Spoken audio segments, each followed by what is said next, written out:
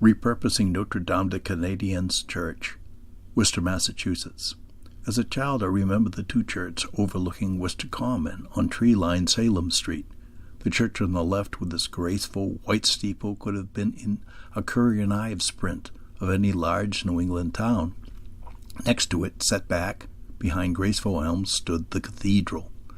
Juxtaposed in my mind, here stood the town church and the big city church, side by side, facing into the center of the city. Incongruously, a small house squeezed in between them, perhaps a relic of an earlier time. Salem Street Congregational Church went years ago a victim to the Worcester Center Urban Renewal Project, which itself found itself the target of the wrecking ball some 40 years later.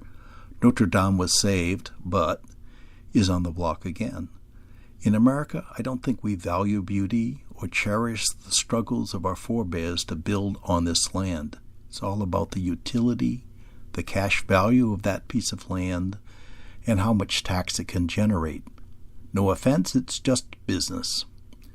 City Square is an expanse of bland, square buildings sitting on squared-up streets.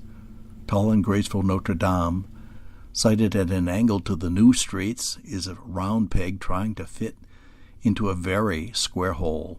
Wouldn't it be great, though, if we could repurpose this beautiful landmark and relieve the project of its bland and uninterrupted squareness? This is what I imagine. Light streams in the length of the church, so I would favor an open floor plan.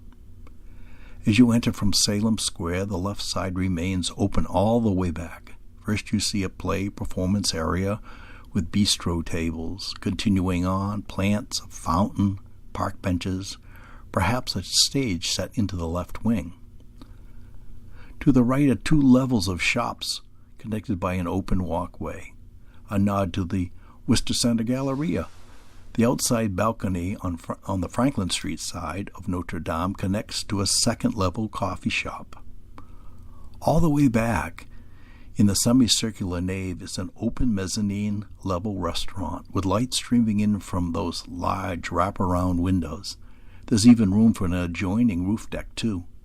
A private residential lounge is in the former altar area below. Down back are street-level shops topped with offices or apartments. Notre Dame's configuration is in the shape of a cross. The side arms are a natural place to attach apartment buildings. These non-roof support walls connect to the apartments at 3 of their 6 levels on the Franklin Street side. This is also where the handicap access and the elevators are provided.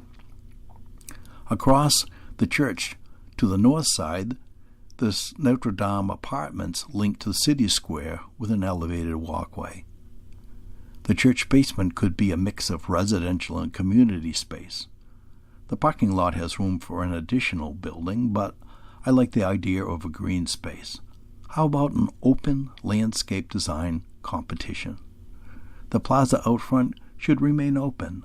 I envisage a circular space for music, small events, art sales, food trucks, or a bistro setup. Surrounding raised beds and overhanging trees calm and separate it from the rush of the city and create a transitional space, a new entry to the new Notre Dame. Thank you.